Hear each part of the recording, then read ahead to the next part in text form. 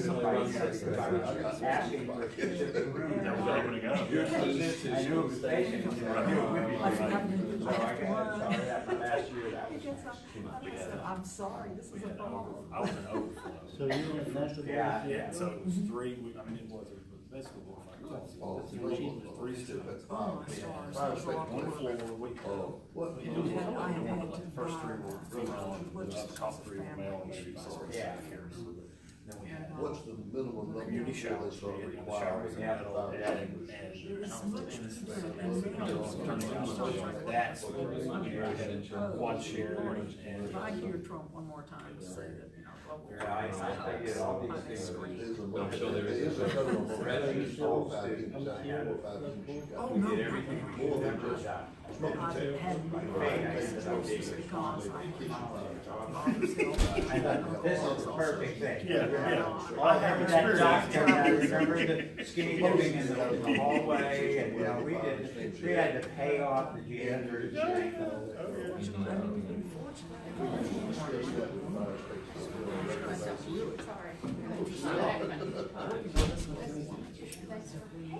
I've already talked.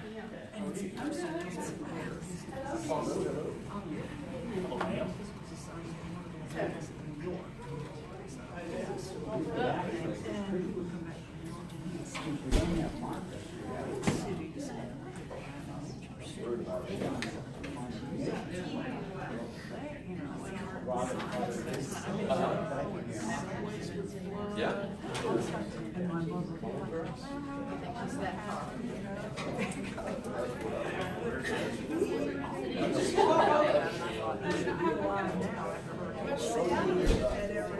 A little, but not like she did. She used to go out to eat on Saturday night. She had been out with her girlfriends last night. I knew what I was after. We always talked about 6 weeks. So much so that I have a show and get there.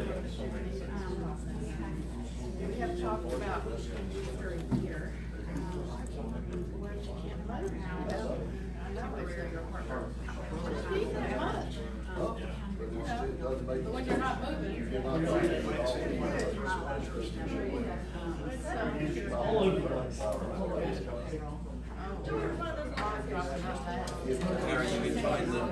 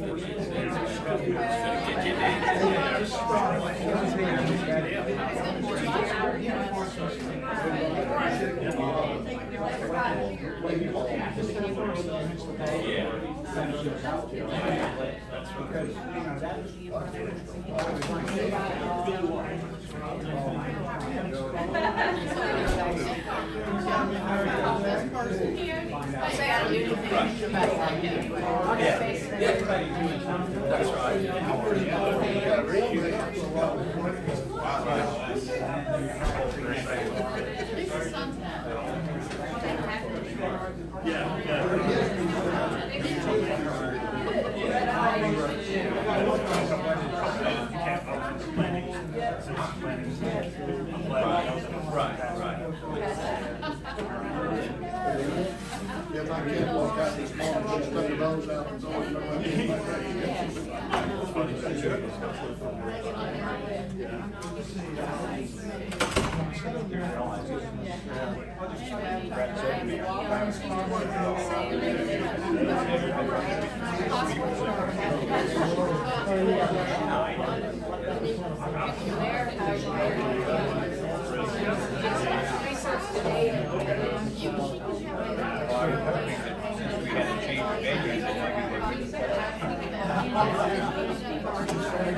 Yeah, we should do that. Yeah.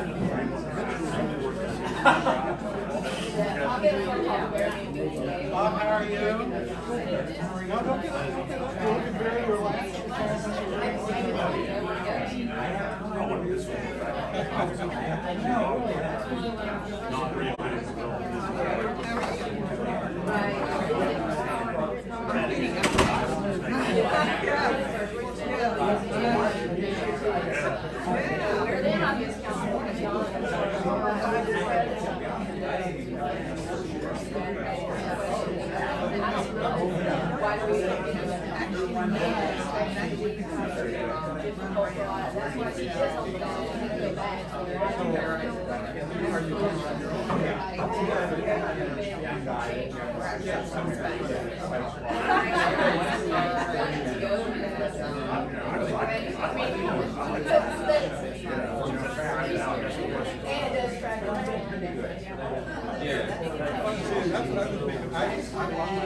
So I have a piano, it plays itself, and I've always said,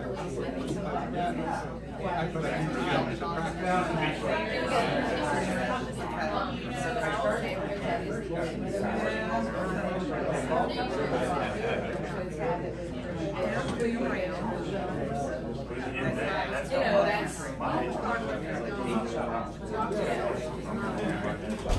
So people have other.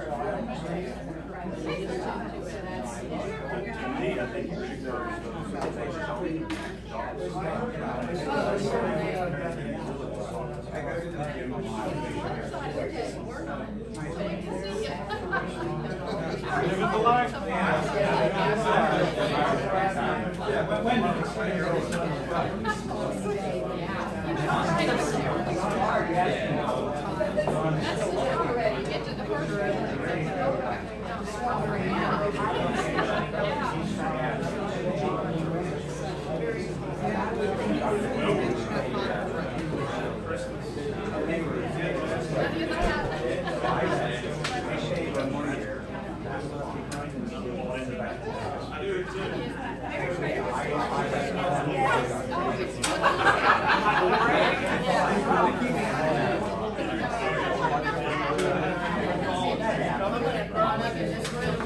It's Easter famine and here's my life.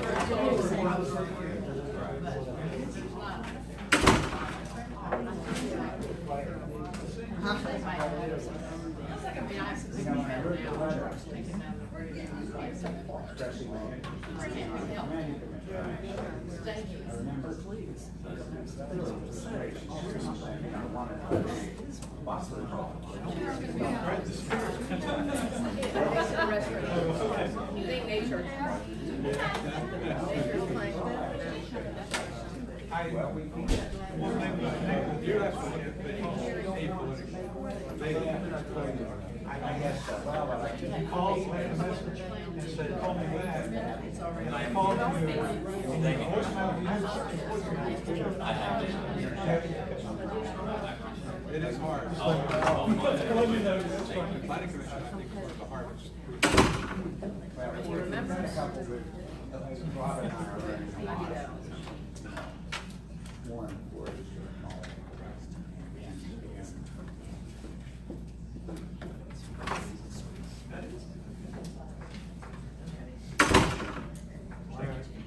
One of you two guys needs to call us to order. Sure. I'd like to go ahead and call the first meeting to order. So, prior, I want to thank everybody. Thank you very much for everybody getting together, planning, staff, community. Thank you very much for everybody that's here. I spoke with Kevin earlier this week about getting some background information regarding getting the task force started. And it's my understanding that there's been substantial effort put into that so far. We've got a proposed ordinance that has it been vetted through planning, or has it been seen planning yet? We, earlier in the year, we did share some preliminary information. At that time, Councilmember Tremaine at the board meeting. Okay. And we were, that was the topic of discussion for that particular evening. Okay. Those that are closer to it and know that we've been working on it, sometimes just kind of check up on it as to the status. And so I think most folks are aware that there's at least a draft out there. I see a lot of faces here that were at that meeting. I think it was perhaps February or March or April of 18, I lose track of time, but we shared with you the substance of that proposal, and it really hasn't materially changed. Forrest, is this proposed ordinance available for the public to consume at this point, or? I just happened to bring, I didn't expect this many people, Right. but I've got about 15 copies for. Okay. And me and To Kevin what talked extent? about potentially posting it for comment after the meeting as well. Yeah, so, and yeah, this has been out in the public previously, and Okay. certainly we can pass out a few copies for folks to look at. It is online already? It is not, it is not. What So the thought was we would kind of walk through where we are today and kind of catch you guys up to speed. And that's what, for everybody, for the public, is too, me and Bob, the 4 members of the task force, the mayor has asked that we move forward on this, as quickly as we can, and do the thorough work that we can. But the idea, is today is kind of a fact-finding opportunity to see where we're at, so that we don't have to potentially reinvent the wheel as it comes to the ordinance. We'd like to be able to create some stability for the community, come first of the year, regarding this ordinance. But I think the goal is to have this proposed ordinance to be published so that, individuals will be able to provide comment, and we'll have, an opportunity to do that, on this proposed ordinance. And then to have a public work session after the first of the year, and a potential follow-up meeting before we present it to the planning commission. That would be the desire. We want as much public input as we can on this topic. And so with that, I'd like to kind of start. Maybe we get an idea. I don't know, Kevin or Forrest or who. Yeah, I mean, Forrest has done a lot of research and the lion's share of the work on all of this, so maybe Forrest, if you don't mind, before you get into this, kind of just talk about the process and the zoning amendment and kind of how that'll unfold. Yeah, we started talking, we've known this has been an issue, we've been tracking it, I won't say in a terribly formal manner, but I think we all know that over the past number of years, if you were to go on a rental site, like a vacation rental by owner or Airbnb or whatever service you choose to use, that we've seen listings for this type of rental activity incrementally increase. That's not anything unusual for us. It's the same dynamic being experienced by jurisdictions all over the country. And the manner in which it's regulated varies from no regulation to exceptional regulation. February, March of 18, we developed somewhat of an informal working group. We brought together representatives from different departments that would certainly be impacted or would need to be involved in any type of legislation. From a taxation revenue standpoint, obviously we had finance at the table. From a regulatory, drafting, zoning ordinance, that's one of the first things we had to decide was this something more appropriately to be placed in the zoning ordinance or the city code? If you examine jurisdictions across the country, it's about a 50-50 split. But given the work that's been done in the zoning ordinance, and also when you consider some of the inequalities that we have here in Auburn with unrelated occupancy regulations and how that's governed by district and occupancy and residency and some of the more restrictive protective zones we have like NC, when we looked at all that, we felt that zoning was probably the best place to put this. And so we began to work along those lines. Lots of communities were looked at. A lot of them are really more tourist oriented. I tried to look at college communities as best I could, with Charlottesville, Virginia, really sticking out as a model where they were beginning to experience something that we're now experiencing probably a couple of years in advance, and kind of took a little bit of a slow incremental approach to it, kind of cautious and deliberate, which I think is what we've done, which I think is probably wise. And what they found was they were just getting an increasing number of complaints, and they sort of took a relatively, I don't want to say soft pedal, but sort of a regulatory light approach, which depending on kind of where you stand or what your opinion is or what your feelings are about it, there are elements of this proposal that are where we tried to get out of inspection protocols and all those types of things. Those can be cumbersome, unwieldy, and ultimately our city attorney felt that there were some liability issues that weren't worthwhile for the city to put themselves in the position of assuming responsibility for. So some of those things were actually removed. We were sensitive to the family definition and where that applies. So one of the fundamental components of the current ordinance was that this activity would not be allowed in the more restrictive occupancy districts, such as neighborhood conservation. We recognize there are a lot of neighborhood conservation areas that are very close into town, and certainly it would be very attractive for rental purposes, but given the fact we feel that there, and it's very clear in the ordinance that there should be certain protections provided in certain zoning districts, we felt that at least as a starting point, it didn't make a lot of sense to recommend that that activity, this particular activity, be permitted in those zones. We also don't regulate it like we do most uses. It's actually, the way the ordinance is constructed, it's regulated in the home occupation section of the ordinance, meaning it's not a particular use that you have to go and get specific approval from the planning commission, for example. So you can just get a home occupation permit provided you meet all those criteria. And we already have a litany of criteria that you have to meet to get a home occupation zoning certificate for anything you might want to do out of your home. With the uniqueness of this ordinance, we recommended that some additional standards be included to regulate what we call homestays specifically as a particular use that can be approved as a home occupation. So with no adoption of this ordinance, what would be legal regarding homestays? Well, that's what makes it difficult. We've only had one case that's risen to the level of going to municipal court, and it's somewhat dated, but I think I explained this to some of the folks that attended former council member Tremaine's ward meeting earlier in the year. But without something more specific to guide staff into how to deal with this issue, we're relegated to using our unrelated occupancy regulations to enforce short-term rental activity, which as a practical matter is an enforcement impossibility, because the protocols we use to enforce unrelated occupancy regulations are obviously geared. We have had violations of unrelated occupancy that aren't student-based, but obviously the vast majority of them are, where students have entered into lengthy leases, typically in a single-family residence where you've got 3 or 4. Not that gender makes any difference, but it tends to be females, and I think that's because of not having on-campus sororities at Auburn. But that issue aside, it's just a problem. The protocols for unenforcement for unrelated occupancy, for example, we have to monitor the property for 2 weeks. Short-term rentals are typically a game day weekend scenario where you're talking about 2 or 3 evenings.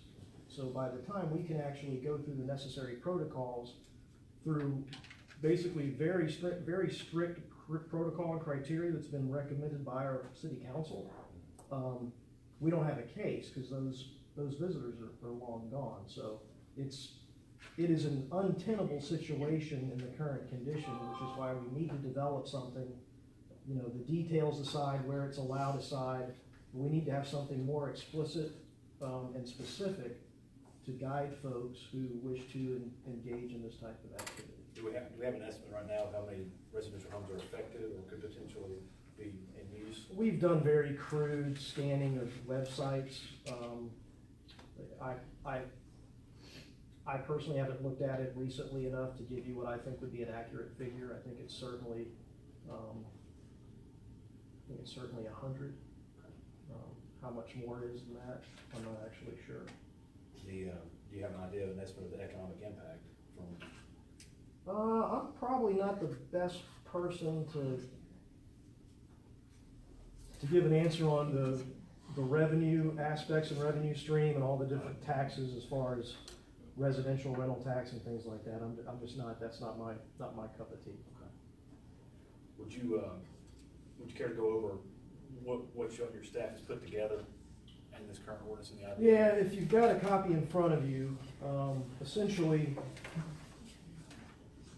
what you see that's not underlined or stricken in either black or red is what was in the home occupation regulations all along. So obviously the first thing we look at are definitions and making sure that people know what terms mean. The homestay is essentially what we're calling this vacation rental by owner type construct, and we call it a homestay because it's recommended to be included in the home occupation regulations. And this is for any period below 180 days, is that correct? That was another issue that we needed to kind of reach alignment with, is the length of a lease term dictates what types of taxes you have to pay. Obviously, when we're looking at this, predominantly what we're looking at is short-term, long weekends, particularly in the context of Auburn, where not exclusively, obviously, but the vast majority is going to be game day weekend type activity. Used to only really worry about football, but now that the football program's in the tank and basketball's doing so well, we may have people wanting to rent these things more frequently than what we anticipated when we developed them. But that issue aside, so yeah, we talk about what constitutes a permanent residence. Essentially, that means that you've got someone that's living in that residence 180 days more a year. A lot of this is driven on the residence being primarily owner occupied, which I understand is probably not something that a lot of folks that are on the more pro VRBO side want to see, because we acknowledge that typically VRBOs are not owner occupied at the time they're being written.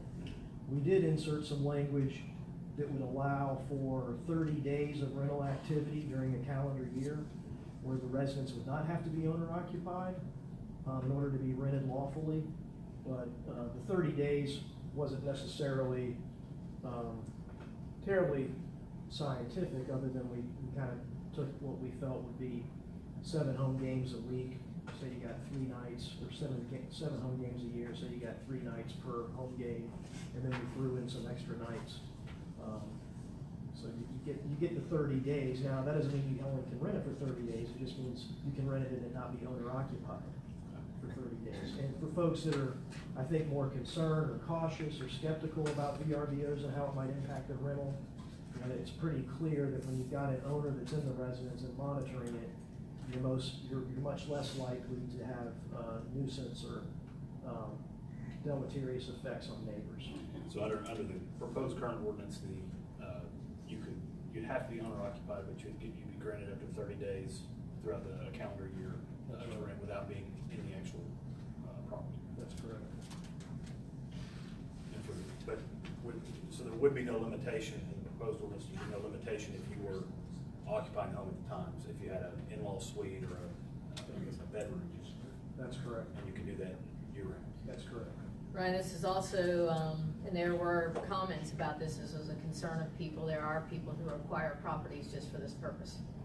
And, there was concern of why does it have to be owner occupied? So Forest Point, some of the pushback that we had in the initial was that some people have acquired properties just to do this, and we field phone calls every day from some people who plan to occupy part of the year for whatever reason in Auburn, and the rest of it, they do kind of a la Destin style, want to be out of town and not here, and short-term rental it out.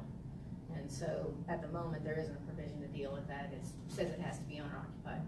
Can you, and just from my ignorance, tell me the difference between this proposal with a residential neighborhood and a game day condo?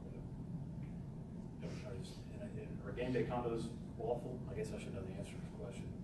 Well, I mean, we don't regulate them in terms of what they actually are as a use. What we're alluding to is people who purchase these residences or build them as investments, and then rent them out pretty frequently, which is obviously the situation that we have currently going on all over the city. So your question Is there a difference? Is there A condo-tel might make a difference for us in terms of, we do use something called condo-tel. Tiger Suites was built as such.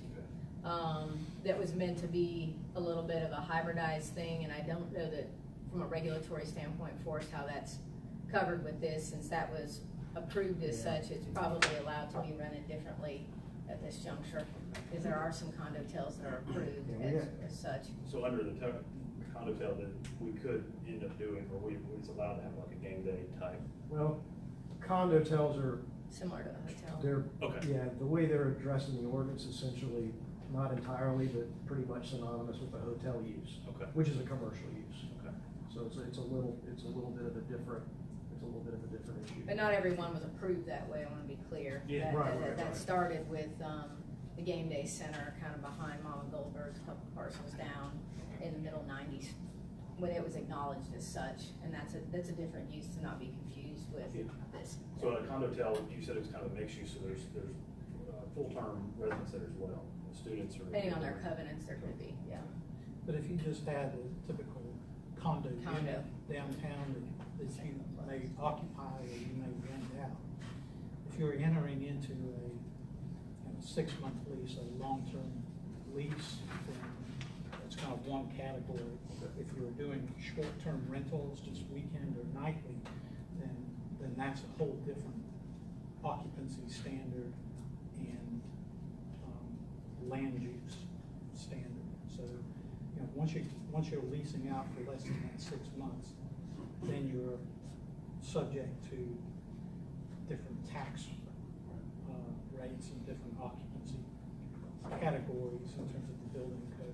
You're essentially more of a hotel than you are a multifamily. And so that would be applicable to a subtenant as well, if there was a long-term tenant that was subbed out for weekends. So Penny, when Penny comes back, she can answer some questions about how we tax those unclassified. On the fourth, B6 in this proposed ordinance, can you explain a maximum of one person not residing in the dwelling and engaging in the operation of the home? Yeah, I think what that's really alluding to is when you might have, say, basically a cleaning service or something like that, someone that's gonna be coming in, when you've got up to 6 adults that are living, residing in different rooms, because obviously it is short-term lodging, so you're gonna have some similar needs, obviously at a much less intensity, but you're gonna have similar type needs that you would have in a traditional hotel, as far as just having the ability to have someone service the individual rooms and make sure that everything is sanitary and clean and prepared for the next guest. Now, regarding a property that was available for this within the periods under the regulation, you could have, it's 3 customers or clients, but 6 total, correct? So you, No more than 6 overnight guests. Yeah, what happened, and this is just for everybody's information, but we had an initial meeting, we reviewed an initial draft, and then as the staff, we kind of collectively troubleshot the initial version, and some issues were brought to light, and then some adjustments were made. So in that case, basically we were overly explicit in saying adults, so there could be children as well, but the importance being 6 overnight guests allowed per day. and the next about the business deliveries, can you explain that to me? Would that, the first thing that came to mind, if somebody were to rent one of these properties and get takeout food, would they be able to, is that a limitation of no business deliveries after 6 p.m.? Let's see.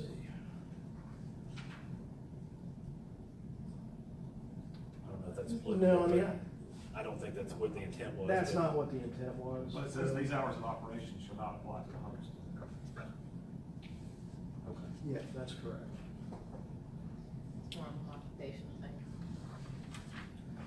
The limiting of the advertising in section 9. That applies to any home occupation, just the point being, most of our home occupation zoning certificates are basically for people who are, say, working for a consultant or something like that. They work from home, which obviously that's going on with increasing frequency. But the fundamental tenet of a home occupation, and the primary reason for the zoning ordinance regulating it is, it should not appear from the outside or in terms of how it impacts adjacent residents. It should look, operate, feel like a home. There's no outside business advertising allowed. You don't want to have a bunch of in and out delivery activity. Obviously, that's disruptive to the neighborhood. So those are the kinds of things we want to make sure that are adhered to, so that it doesn't take on a quasi-commercial use or business type feel and appearance and experience for people that are around it. Would that restrict their advertising online with Airbnb and VRBO? Restricting that? No. No, this is just simply if you had, basically what we're trying to say is you can't have commercial signage, business signage, you can't be advertising it on the property itself. Parking that's kind of the next, section 11 talks about parking. That's one of the biggest issues that I've heard regarding this. Pros and cons of whether to adopt an ordinance in favor of Airbnb. What are your thoughts, or what's the planning's thoughts on accommodating for parking? Well, we address that to some, well, we do, not to some extent, we do address it in number 11, and that is basically, we try to strike a middle ground where you kind of have to acknowledge that in a VRBO scenario, a lot of these are residences that already exist, that were planned for, regulated, and developed as single-family detached units, so they're only required, a single-family residence is only required to have 2 off-street parking spaces. Obviously, if you've got 3 or 4 bedrooms in a single-family dwelling and you're allowed to have up to 6 overnight guests, it's reasonable to expect you may not be able to accommodate all of your guests in any given evening on your property. And we didn't want to treat it any harsher or much different than any other neighborhood in town, where in my subdivision and many others throughout town, you know, my neighbors park on the street, they've got kids, you can't accommodate all the vehicles on the street. So basically what we say is, if you've got off-street parking available, you need to make sure that that's fully utilized. If there's spillover, then you have the ability to park on street just like anybody else, unless the curb's painted yellow. So their maximum should be whatever their on-site is and then 2 off, is that what you're saying? Or is that what, by regulation, what is their off-site? Or no, I was making the distinction between this and a single-family residence, where a traditional single-family residence is only required to have 2 off-street parking spaces. But given the number of residents or guests that this use may generate, you kind of want to, not this is going to happen, but if you use the worst case scenario that everybody's got their own vehicle, we want to make sure that the off-street parking is being utilized to its fullest extent, and the spillover would be able to park on the street just like anybody else currently does. You have friends for game day weekend, they're going to park in the street in front of your house anyway, and it's trying to be equitable in that regard. That was the intent. I know, doing some research of my own, that Charleston had adopted a requirement that you had to submit in your licensing or your annual, you had to submit, show that you had enough parking to fit how many rooms you're going to have. Did the city look at that as in this ordinance as a? We really, I don't know if that's feasible, but we really looked at everything, but with admittedly an emphasis on practicality and administrative feasibility. I mean, some of these ordinances are so incredibly complex and cumbersome that it's almost not even worth bothering with. We didn't want to be overly onerous, but we also wanted to be sensitive to making sure that what we're proposing isn't really in any kind of inherent conflict with how a lot of our current zoning districts are treated and regulated. And so again, this is kind of the first, sort of the first crack at it. And you know, we know that this is a topic, like many others, that you have, you know, pretty strong opinions on what should be done by, you know, various members of the community. Sure. And so on this one, Brett, just trying to frame where we are from a planning and land use standpoint. So, you know, you have principal uses of the property and accessory uses of the property. And certain accessory uses for single-family dwellings, you can have certain home occupations that are not negative toward the rest of the neighborhood. We regulate those as home occupations. So this ordinance is regulating homestays as an accessory use. So the principal use of that structure is a house, a single-family residence. Somebody lives there, a family lives there. And on occasion, you may invite guests into your home for a fee. And according to the way we've drafted this, up to 30 of those days, you don't have to be present in the house. You can invite somebody. So let's say you're the city of Augusta and you host the Masters, and everybody that owns a house there vacates the city, and you know, they lease out. So the same thing here with football games. So 7, 8 weekends a year, we can kind of vacate our house and people can come. That's a home occupation. So we don't really want to change the dynamic of that house to accommodate that by requiring that you have 6 off-street parking spaces, and now you're going to have them handicap accessible, all this, that. And you're really changing the character of the way that house and potentially that neighborhood look. And one of our principal goals is to preserve the character of our neighborhood. So that is at play. Now, the second thing is that we haven't done, and you guys need to talk about and consider is, you know, what about this as a principal use of the property? So somebody owns a single family house, the family doesn't reside there, and the principal purpose of that house is for it to be rented out for short-term rental purposes. So you can do that 365 days a year. Now, the impacts of that and the needs for that use are much different than kind of this home occupation. And so there's almost like two different tracks that you can go on here, where, you know, if there's, you know, a street that's close to the university that's very desirable where people are doing this, you may want to say, well, you know, you don't have to live in this house, but if you're going to rent it out essentially every weekend, then the impacts are much better, and we need to make sure that we have parking provided and other health, safety, welfare kind of issues taken care of. So there's almost two different tracks. You can see it as like a subset of this potentially, or as a well, I would see it as contemporaneous with the.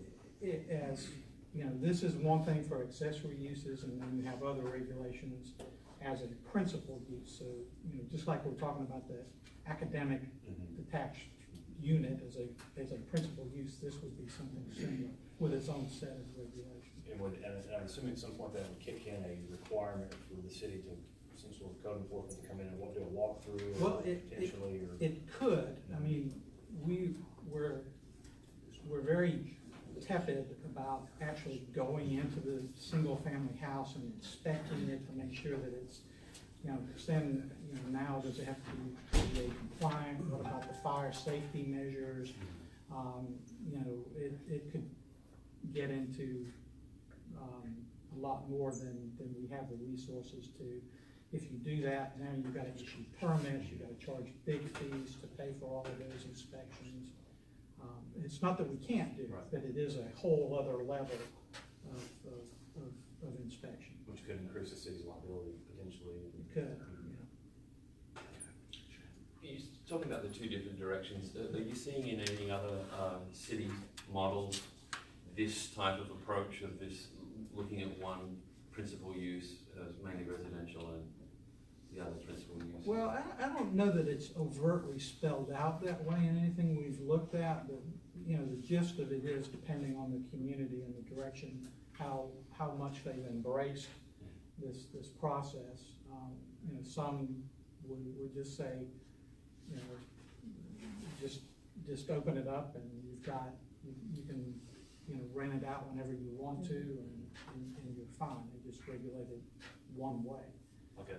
Some are more kind of open than others, and some are, I would say this ordinance is very, very narrow and very, I guess, restrictive in terms of what you can do for the short-term stays. So some are like this, but some are much broader. It really does run the gamut. I mean, I think what Kevin's alluding to, Madison, Wisconsin, for example, has something that they call a tourist rooming house, where it's a little more, it's kind of it's a greater intensity than what's contemplated by the homestay. Meaning it could be basically a tourist house more often than you've got a family living in it, whereas with the current construct of the homestay, it's the inverse. And depending on the neighborhood, the zoning district, and that could be a use that's permitted by right, or it could be a conditional use, or something, depending on what level of scrutiny you want to give. I'm sure Lake Martin deals with this. They've got timeshare elements. Well, I'm sure they do. They've got rates week to week. I mean, I don't know that has a zoning component to it. I'm sure. You've got Nashville's got the mad dash to the certificate, which is in each census tract and block group. We're gonna issue X amount of certificates that allow this. You're in or you're out, and it was first come, first serve, and you're out. And if you look to rent there, you can tell people who have it will post it. They deal with this because obviously their growth is explosive and their tourism is high. and they regulate it very different, and it's challenging in the way that they've done it and not equitable in some other ways. People feel like, well, if I miss the mad dash, I'm out, which is X permits when issued in each geographical area, and that's it.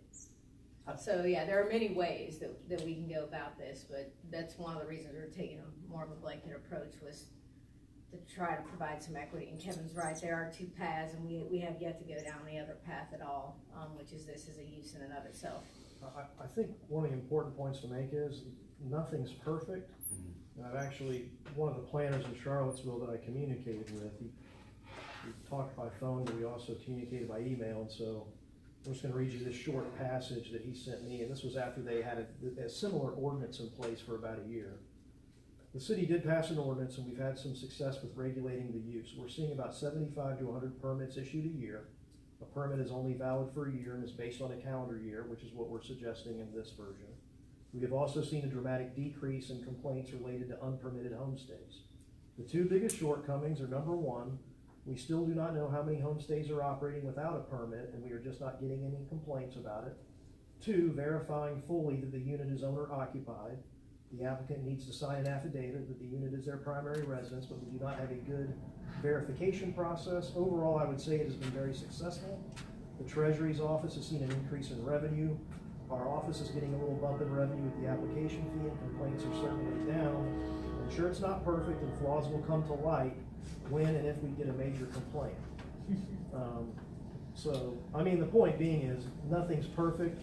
Enforcement's always one of the most difficult components of anything like this, or of zoning in general. Enforcement's always tough, and a lot of times it's often complaint driven. But I think what's important, the worst thing I think we could do is not do anything. I think we do need to get something that's more specific, that can guide people so people know what the rules are, what they can do, what they can't do, and where they can do it. And right now, we simply don't have that.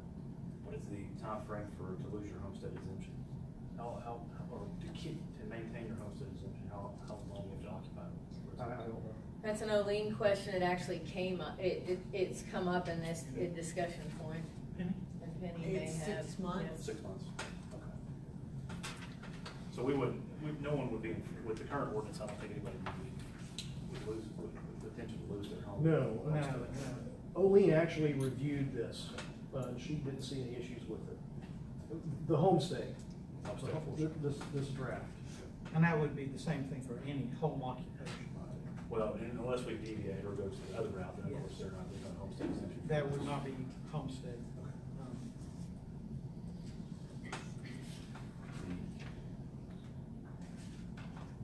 Can we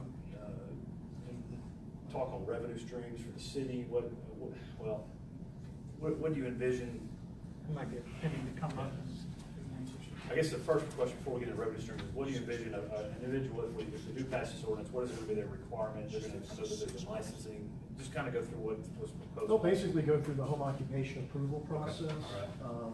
What we're recommending here is that be done on an annual basis, because we want to have some mechanism of tracking who's still doing this. You know, someone may do it for a year and just decide it's too intrusive and they don't feel like doing it, they want to abandon it. We want to make sure that we've got some mechanism to track how many of these are out there at any given time. So what's the fee for the I don't know that I've got this in the fee schedule. I mean, the zoning certificate fee is quite nominal. $40 or something like that? So Yeah. I think from perspective of this type of business, what we really want to capture is that lodging tax. Sure. Because I think that's what sets this apart, and it makes it not an equal playing field for hotels and that type of thing. So Can you lodging talk- tax is what we really Can you want talk to about that?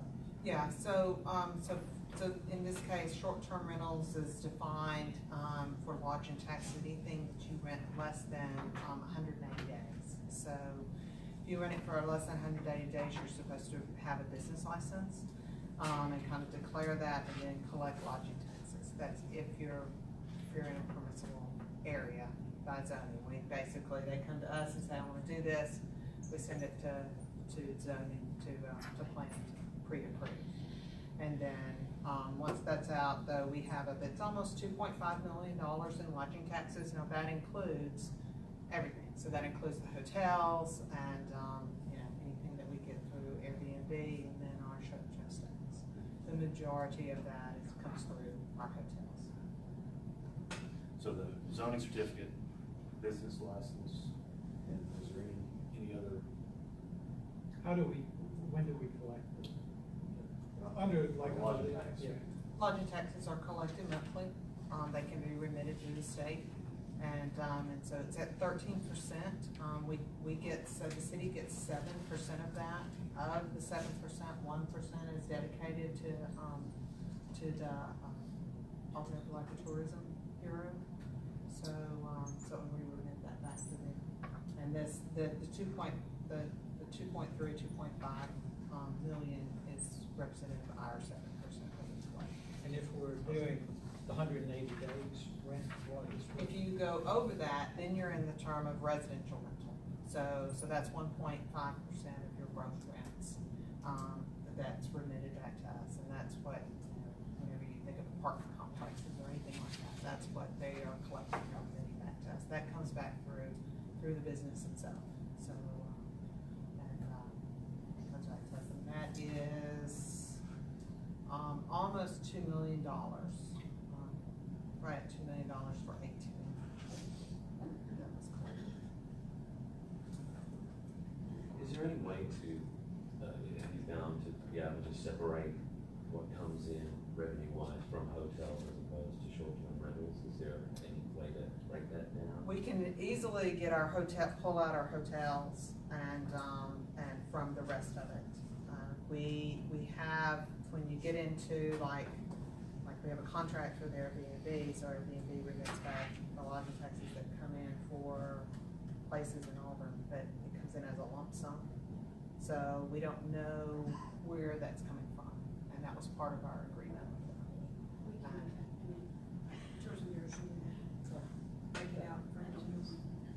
Well, we've got it for hotels, I mean, but the Airbnb is just collecting for their specific instances, but we've got our hotels as opposed to that, we would have to figure out that, but we could get that, yeah.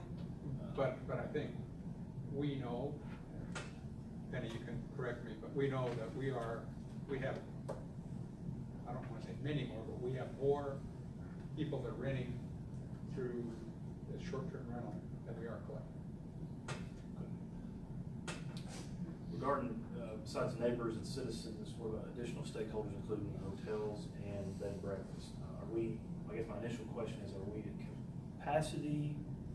There's obviously a desire, because people are using their Airbnb service, but what kind of impact are we seeing, we potentially see with our hotels? Well, from the economic development perspective, one of our challenges has been, we've worked with the Tourism Bureau on this, is everybody wants a level playing field, and there's a lot of interested parties in the room. And I think, one of the challenges is, if we're going to do this, is to figure out a lawful way, because right now it's going on without that, and you have a lot of people who are paying taxes, and we do have some short-term rental folks, because of the zoning that they're in, they've tried to get licenses and do other things, and we do have some people that remit taxes anyway to the state, and they do other things, they work with our finance department, so there is one desire, which is, if you're going to allow this, then let's find a lawful way for people to remit taxes so that it's equitable to everybody, whether they pay a short-term rental tax or they're paying residential rental tax or the lodging tax. One of the three, however it's done, is paid. The demand for this is, as we've seen it, is if you want to stay in a hotel, you're staying in one. But you like the aspects. There are some people that are purely Airbnb stayers. This is what they like to do where they travel worldwide. They prefer to stay in somebody's home. They like that setup better. They want a kitchenette. They want whatever it is. And so that's just a marketing trend. And if they have a family, they like separated bedrooms so that, especially with small children, they can go to bed and do whatever. And I think it depends. And I can't say that on game weekends, because this is a pushback that we get. We have a lot of people staying in Montgomery on game weekends, and that's a frustration. But Robin and I have had this discussion. I don't think Robin minds from the tourism standpoint me saying this, is hotel rates are high in Auburn. But if the hotel operates at 50% capacity at $400 a night, they're still happy with that. Because then they don't have to clean all those rooms and pay all the other expenses that goes with it. And I hate losing lodging tax to Montgomery, but people are making that choice to commute in. So, and I can't say our Airbnb rates are any lower on game weekends. People know what the market will bear. So I just think it fills a niche, and if it's gonna continue in a city, we need to find a way to keep the playing field from an economic development perspective as level as we can, where everybody can lawfully exist and they're paying taxes in an equal manner, so that somebody doesn't feel like they're paying and nobody else is. And that's a frustration of our hotels, a big one. What about the bed and breakfast community? Not necessarily a hotel, but a little bit. We've only got 2. Okay. And they seem to be, they have the niche, particularly one of them, kind of heavy on the wedding, kind of destination wedding type activity. So I don't see necessarily a huge impact. It's kind of a different. I would say that we have heard some concerns from proprietors, and it goes back to the level playing field. If you're a bed and breakfast, then that's a separate land use category, and you're required to meet certain code requirements to operate that bed and breakfast. Those code requirements add cost to that operation, and so if you're over here dealing with bed and breakfast, your cost is X. A homestay doesn't have those costs, so. Could you elaborate on that too? They're not apples to apples, of course, because it's different, but what, I know there's a food service element involved with bed and breakfast. I know that there's a heightened level of regulation of bed and breakfast compared to what we're proposing for Airbnb or homestays. What are the difference qualifies that additional regulation? That's going to be that's a question. It is a question now. It's going to be a question. Hey, why is Airbnb? Why are these homestays being treated differently than bed and breakfast, especially from the folks at bed and breakfast? Well, and I'm not sure I have a really good answer Yeah. for that. The impacts of a bed and breakfast versus a homestay. I don't know that there are any particular major differences there. I can tell you that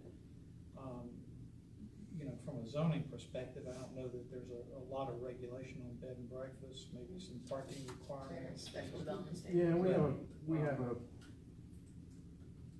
fairly good list of special development standards that apply to those. A lot of those were done based on an experience we had with a prior proprietor of an existing B&B, and so a lot of those, quite frankly, were not reactive, but had to be developed based on particular circumstances. So, yeah, just looking at this code here for bed and breakfast, then the owner has to reside on the premises. 8 guest room maximum. Obviously, you've got to provide the breakfast. In terms of the actual, I would think the bigger impacts would come in terms of the building code and the occupancy requirements. I don't know enough about that to speak intelligently to it, but I'm sure that there are requirements for accessibility, fire safety, and those things that add significantly to the cost of the operation. Well, we can follow up and get you some more information. I mean, for No, that's fine. One of the other questions I have too is safety, public safety. And from your experience or your investment in looking at Airbnb, we have a pretty substantial vetting process. You may or may not have an answer. What is their vetting process? How we can ensure we're minimizing criminal element in neighborhood areas? And that's been an issue. It's been already out. I haven't like that. I think that the answer to that is the way that we've set up this proposal is that it's an owner-occupied unit. So if you're living in it and that's your primary residence, then you're going to be very careful about who you're renting that to. And so I would think in that respect that's going to be kind of self-regulated. I spoke with Chief Register, just asked him about that issue too, and he said, well, most of the rates and fees that were accommodated or Airbnb were, it didn't really entice criminal element. So the rates were a little bit higher. I would think the bigger impacts are just going to be, 6 fraternity guys that graduated a couple of years ago are going to get together and rent a house. Then you're looking at a party and noise and that kind of impact. And not necessarily criminal, but Yeah, I mean. disruptive. Nuisance. But Yes, yes. Nuisance is more there is the- an element that we talked about early on that would be difficult for us, not impossible, difficult, if you were to regulate these as far as ADA compliance, safety of fire and access and all those different things like a bed and breakfast or a hotel has to do. That's a significant amount of resources that would be needed to enforce something like that, if that were ever included. Yeah, it's kind of going back to the same thing you said, because Kevin said there's a parallel path, and that's the same thing that Nashville's doing. It's got one that's more of the homestay style, and it's got one in known commercial districts like downtown that is kind of the unleashed style of straight up short-term rentals, and people invest for mainly those purposes and their own purposes. So, and that's the path we have yet to go down with anything. Okay, so there's no draft language or anything? No. No, not currently. I would say, it's fair to say there's strong interest in that from people who've made those investments, and I routinely field phone calls, as I indicated earlier. There are people, they're on the advisory board for the College of Engineering, say, and they spend a lot of time down here, and they're an engineer that collaborates at the research park, but they wanna own a place. They wanna be in it when they wanna be in it, but when they're not here in Auburn, they would like to be able to rent it to people. They are willing to buy it in a zone that they consider more near downtown and a little less family or neighborhood oriented, but they want to know, what's the deal? I wanna make this investment, but I wanna rent it out. I'm not gonna live in Auburn. And we've had this very discussion, but until we get regulations done, some of them are kind of sitting in wait, and we have a lot of investors who have made those decisions already. That's their choice, but this is something, this ordinance as currently written does not address that at all. It is purely homestay, and owner occupied at the moment. This is just off the top of my head, do you think that this could lead to, in that instance, if we go down that path, it could lead to investment in properties that may have not been feasible before, and that someone could, that may have a desire to reinvest in a property to use it for that type? Yep, and you have the San Francisco argument, which is that Airbnb is killing their rental market. I don't think we're gonna kill our rental market here, but what they're saying is you're now pricing more people out of the market because daily rentals, and that's a very, tourism city is very expensive, hotel rates are off the charts, but it's saying that that's driving up the overall rental costs in the city. We have a different rental situation going on in Auburn with our student population, but you have that notion, and in planning is already expensive. The rental market for the average person living there is already tough. So, that's created before Airbnb, but that is an argument that is out there. Forrest, can you talk a little bit on the, you've eliminated or included on the specific areas that this would not be citywide in the proposed, we have only allowed. In the current draft? Yeah, could you speak on that a little bit? Well, we just draw such a definitive line, because we're a college community, obviously there's a history here of these unrelated occupancy regulations and trying to be sensitive to the differences between the student lifestyle and non-student lifestyle, and obviously the solution that was come up with here way back when, and we're not the only community to do this, is to utilize your zoning as a tool, meaning you've got a particular residency requirement. In this case, you've got to meet our definition of family.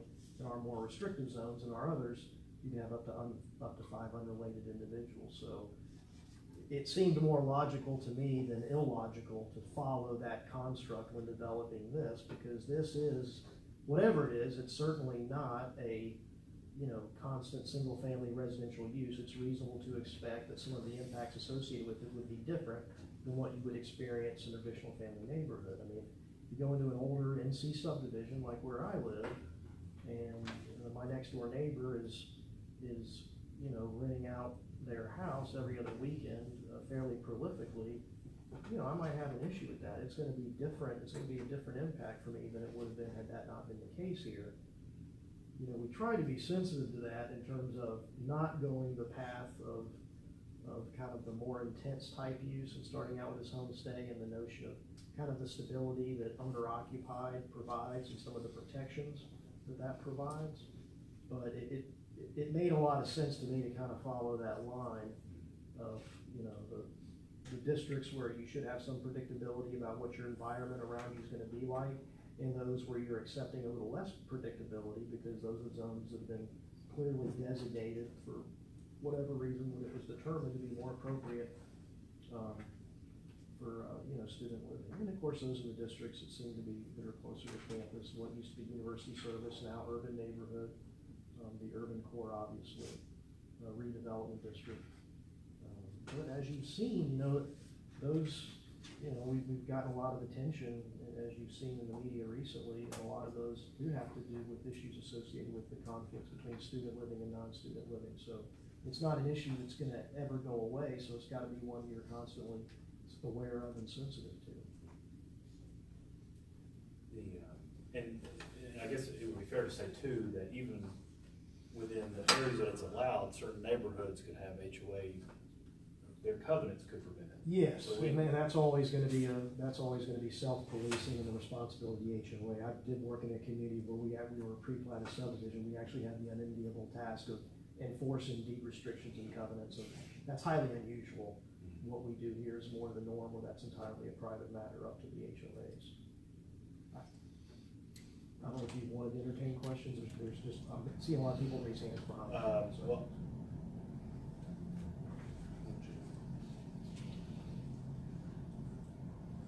I think those are my questions. I don't know if y'all want to speak on process, if that's something as to, well, I guess I can speak on what do. So I would like to, as we talked about before, where we started from. My goal would be to start, everybody's put in a lot of work on this. I don't want to necessarily reinvent the wheel. So, but I'd like to get this, as we talked first meeting, about some level of public consumption, our community makeup, the university, and all the factors that go into Auburn. I'd like to get input, so I'd like to have this available to you, or to provide, and we'd like to reset for, we can have the whole task force for a work session potentially in January.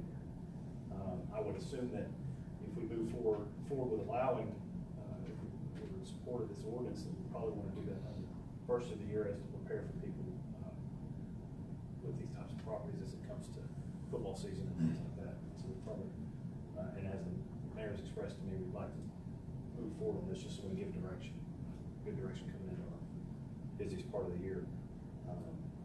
And so from that point, it's y'all's it's my understanding, the city's recommendation, this will go through planning, correct? Is that the idea? It would. I mean, it's an amendment to the zoning ordinance, so it will follow that process. I don't know, as far as 30 days advertising for planning commission. Yeah, we just have to advertise at least 15 days prior to the planning commission meeting, and then we've got 2 ads we would have to run for the city council hearing. One before that has to be at least 22 days prior, and the second 15. So you're 120-day process is usually 90 to 120 Typically, days. if you get the plot, like, Without any delays in the middle. Yeah, okay. So once we've got something close to final, I mean, when we're ready to give it to planning, we've got a 120-day period? probably not quite that long, but It's not quite depending that on the long. level of input Yeah. that you get from the public and It's 90, 120 days all told. And Could then you- it- yeah. So January 1, if we were ready, it would be 8, I mean, that's not. Probably end of March. Yeah, you're in this 90 to 90-ish day window, and that's, so advertising deadlines, the way they fall and so on, and that's without any delays in the middle at your pleasure, yeah. So, yeah, if we, and this is up to you, however you want, you guys, however you want to do it. If you put this out for public consumption, then maybe have a meeting where you will then entertain questions from people, because give them time to review it, give them time to do some research. And then, after that public meeting, then have staff put together, based on that public meeting, what you all will be comfortable recommending. And then we'll go through the planning commission. And I'm saying that because I don't think we may go into April, May, before something final comes out of it, maybe even June. I think that's a good plan, in my opinion. Are you not interested in taking information from that people back here today? It's up to you guys if you want to do that. questions, but we'll probably need to put some limitation on length of time. Yeah, just to be clear that Yeah. we're gathering the information just like you guys are, so I don't know how ready we are to give you a really informed answer on anything. You are actually witnessing the first conversation about this issue, so we're soaking it in just like the rest of you. So I wouldn't think we'd be asking for answers, but simply to provide. Comment. Yeah, but not asking you to commit to anything. I'm on the clock a little bit, so I can. Before we, if we open up the floor, understand that it's my office's desire to get as much input as possible. That's why we want to be able to present the ordinance, to get feedback, you're able to email and contact us, and we want to set up an entire meeting based on public input is the idea. So with that in mind, I'm happy to entertain at least, questions or statements. I think this would be more appropriate for statements.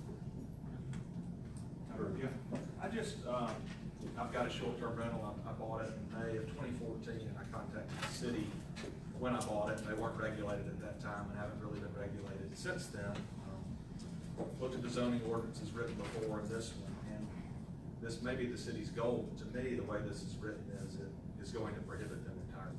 If you look at the number of people that have a primary residence that live in urban core, urban neighborhoods, I would put that number at less than 10. I don't know everything, but if y'all know where those are, there's very, very few people that live there as their primary residence.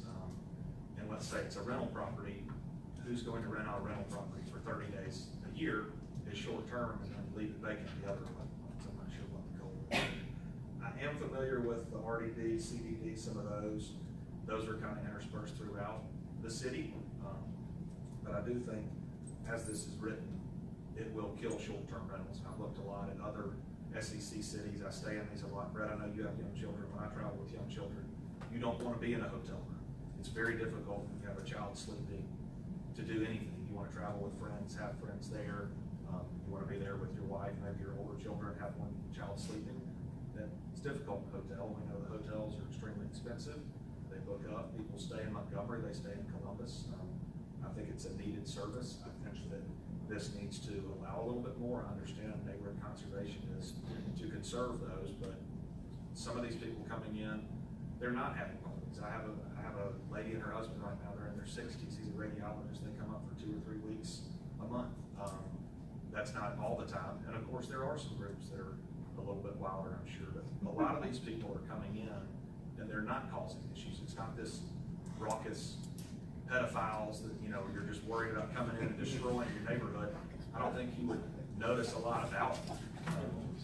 But I think as written, and Forrest can maybe comment on this more, it's almost impossible as it is, and then there's something that kind of contradicts itself when it talks F14F.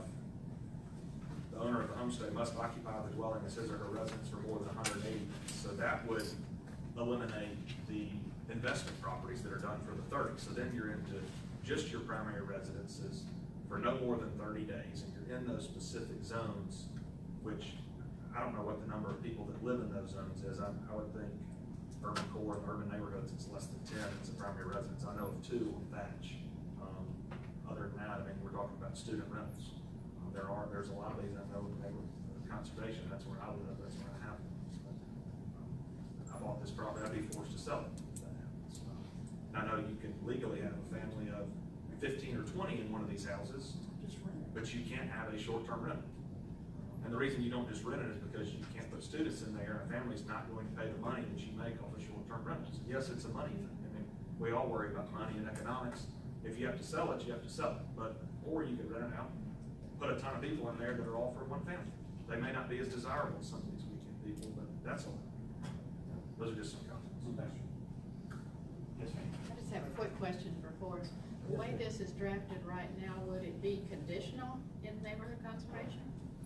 No, the way it's written right now, it wouldn't be allowed, period. And is there any appeal to that, to go to the Board of Zoning, if you think your particular property is an unusual circumstance? we don't allow for use variances, and the way this is written, if it were to be codified as is, you could not have what we're calling a homestay in the neighborhood conservation district. Thank you. Yes, sir. One measure of a good ordinance, I haven't been a planning director, I've written many of them, is enforceability.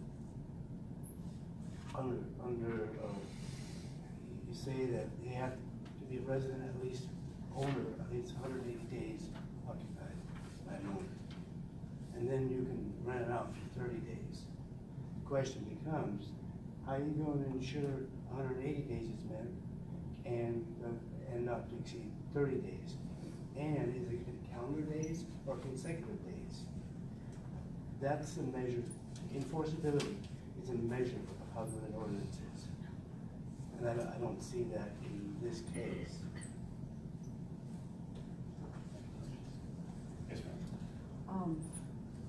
And I hate to disagree, oh, the gentleman I think may have left, but I'm I'm president. right here. Okay, I'm president of the neighborhood association that gets a lot of these phone calls about these issues. And I'm generally very pleased with where this is going. We have had a lot of complaints in our neighborhood about this particular issue. And let me just say personally, when you are awakened at 1 o'clock in the morning with intense screaming, and I thought someone was being assaulted, and it turned out to be a drunken party. I mean, it was hard for me to get back to sleep afterwards. It was not pleasant, and that's merely one of the things that's, of the many that's happened in our neighborhood. But I was looking at something that we've received a lot of phone calls about in 11, when you talk about the off-street parking, and then parking where when it can't be accommodated. On Payne Street, parking is a major problem no matter how you slice it, because we're a narrow street and a one-way street. And there's been a lot of complaints because people are parking on the lawns of these rental houses, and it does impair the lawns and all, and it doesn't look good. And people were wondering, is there anything that can be said about this particular type of problem? Because, you know, there have been some where there are 3 or 4 cars parked on the front lawn.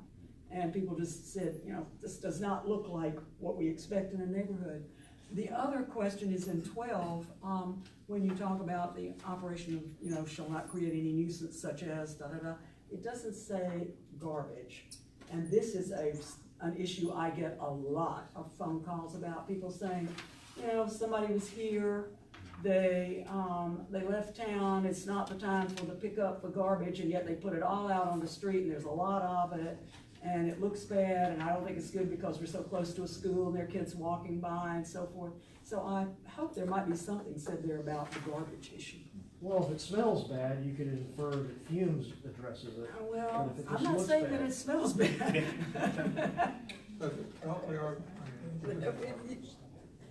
Yeah, we do have some other mechanisms to deal with that, and if you call our environmental services department or city hall, we'll put you through. Is we've got other enforcement mechanisms about that being out. Not saying we won't address it in here, but we can deal with that today and have a process to Yes, deal with well, that. Tim and I are on first Good. person. Because we do cite people regularly for that. They get warned and then they get cited. So yeah, and it can be addressed further in here. But I'm just saying, just be sure. Well, thank you, everybody. We will be, if you have any questions, like you said, contact me or Bob, and we'll be moving through this process. And thank you for everybody, and staff. Appreciate your time. Thank you so much. Merry Christmas, everybody. Thank you very much. Yeah. Thank you for having a meeting. Oh, yeah.